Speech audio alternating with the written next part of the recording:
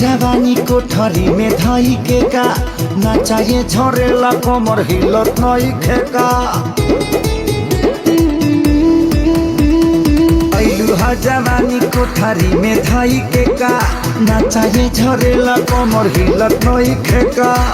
काहे उदास बड़ू कवना फिक्रिए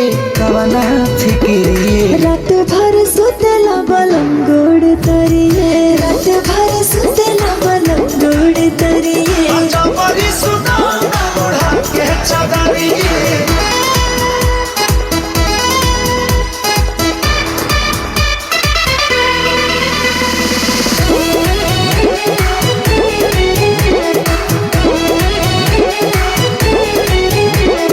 कहते तबानी हो सुना तोहार बाटे कम जोर भाता।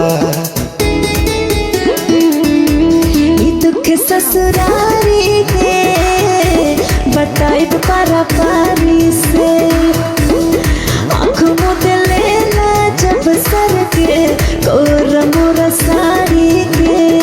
कबो न कहे का पाजा में भरिए रात भर सुतेला बलम गोड़ तरिए रात भर सुतेला बलम गोड़ तरिए।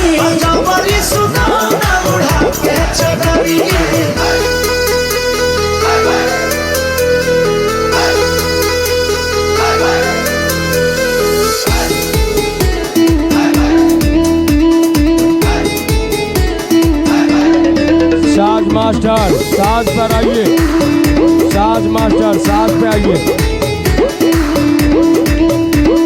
छो गो अंडा के रोज आमलेट साथ में खियाओ टबलेट।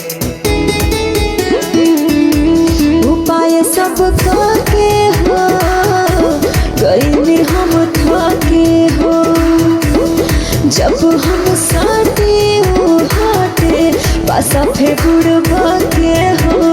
घिस गई बाकारे ओकर घड़रिए रात भर सुतेला बलम गोड़ तरिए रात भर सुतेला बलम गोड़ तरिए रात भर सुतेला बलम गोड़ तरिए।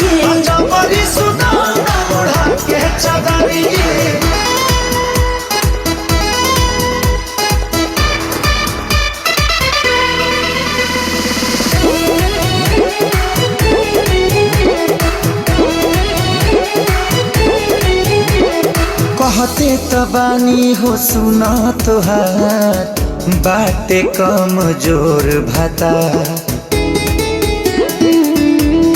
दुख ससुरारी के बताइब पारा पारी से आँख मुद लेना जब सर के कोर मोर साड़ी के।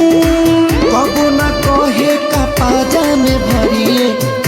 में भरिए रात भर सुतेला बलम गोड़ तरिए रात भर सुतेला बलम गोड़ तरिए।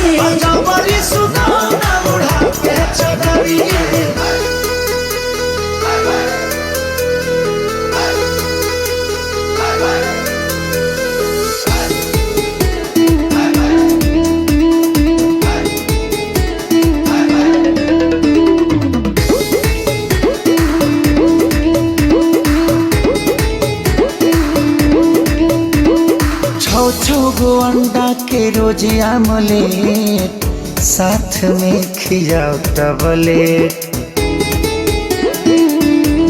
उपाय सब के हो गईली हम थके हो जब हम साथे हो हाटे पासा फेगुड़ के हो। घिस गई बाकारे ओकर घड़रिए रात भर सुतेला